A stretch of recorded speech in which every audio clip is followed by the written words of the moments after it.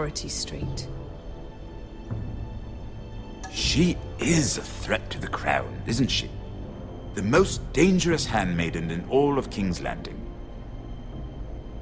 I'm not quite sure what to make of her. Not surprising, I suppose, for a northern girl, but not very encouraging either. I'd like a word with you, if I may. Of course, Your Grace.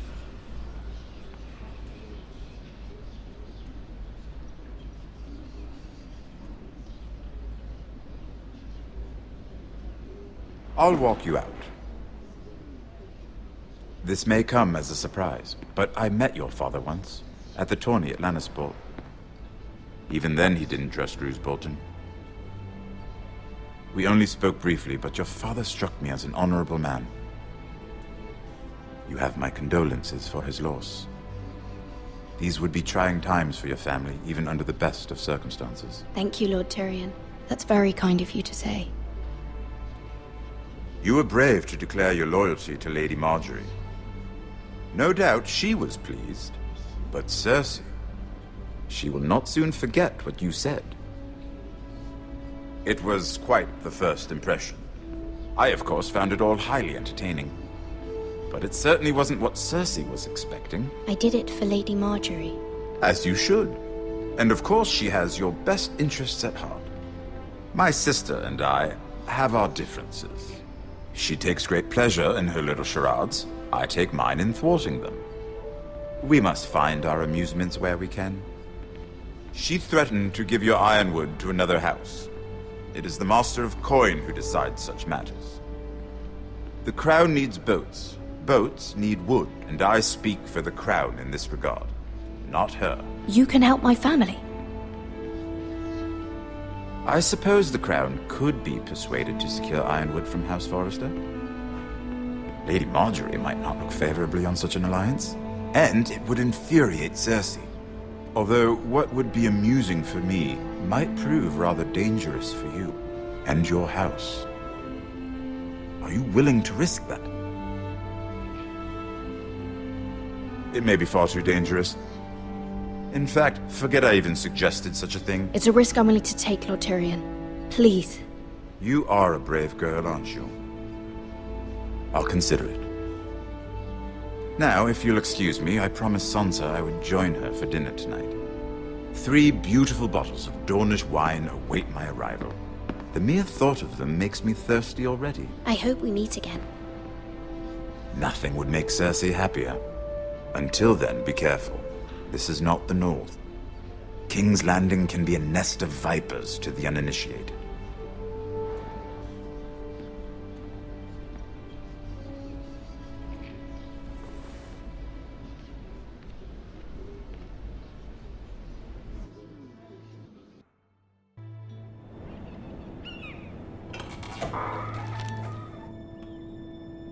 Mira, I was worried. How was it? Cersei has a way of looking at you as though you're nothing. It's more than a little intimidating. It didn't go very well. I'm sorry. Cersei is known for being rather difficult. But at least it's over now. Lady Margaery has spent the entire day working on seating arrangements for the wedding. Of course, you and I are seated way at the back, here with the 4th cousins and the 9th-born sons. Ah, Sir Jaime. I wouldn't mind tarnishing that white cloak of his. Sarah! What? It's true. And Oberyn Martell, the Red Viper. I'm told he has a paramour, which I doubt is Dornish for wife. He is quite handsome. And quite passionate, from what I've heard. Perhaps Lady Margaery could make the right introductions. Who knows? We might meet our future husbands. Although, marrying a king, I can only imagine what that would be like. Would you marry Joffrey if it meant you'd become queen? He does have a certain look about him. And he's always treated Lady Margaery well. Which is more than you can say for his mother. I don't want to be queen, no matter who I'd have to marry. Don't want to be queen? you Northerners. You'd make a perfect scepter. Well, I would marry him. Imagine the power you would have as Queen of the Seven Kingdoms. I might even allow you to be my handmaiden. Let's see, who else should we marry off? Brienne of Tarth and Tyrion Lannister. What a perfect match! Sir Bronn and... What are you doing?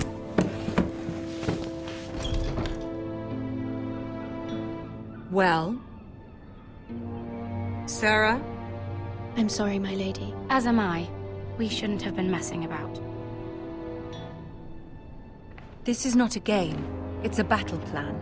Allies and enemies can be made with every move. Yet they say it is men who are powerful. The Queen was rather disappointed by your display, Mira. I'm just glad it's over. King's Landing can be exhausting sometimes. There's always someone to please or some perceived slight to smooth over. I fear it will only get worse when I am Queen. Once they know your true heart, the lords and ladies will have no choice but to love you. Do you agree?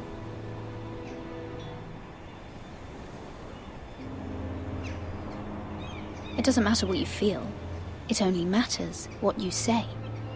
You learn very quickly. You were brave agreeing to obey the Boltons.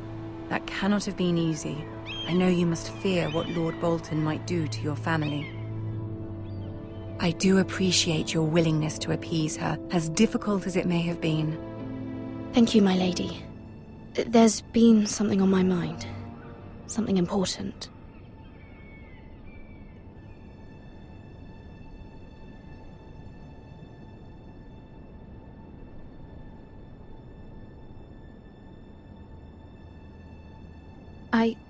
I did have a favor to ask of you in return. Whatever you wish to say, you can say it in front of Sarah. There are no secrets between us. It's about my family. I trust her.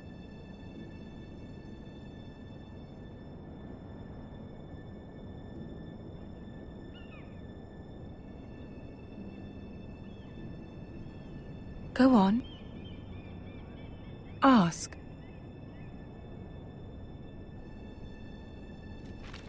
Forgive me, my lady. I wouldn't otherwise ask this of you, but my mother insisted.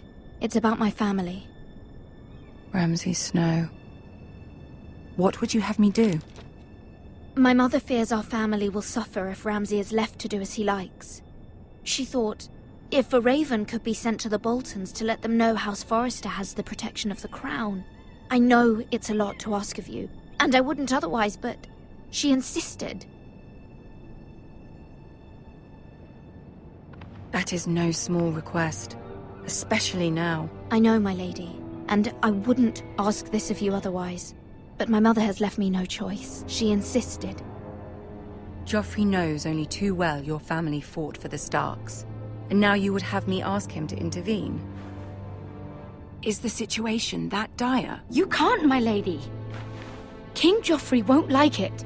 Just think how he turned on Lady Sansa. Please, Lady Marjorie, I beg of you. I fear for my family's safety.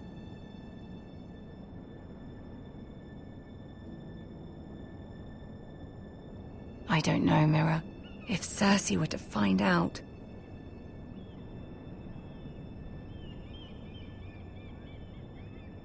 Don't let the Queen bully you.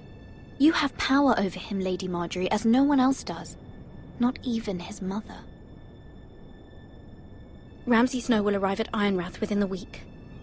I would never ask this of you if it weren't so urgent. Very well. I'll make your request, but I cannot promise anything. Thank you, my lady. I will send a raven to my family at once.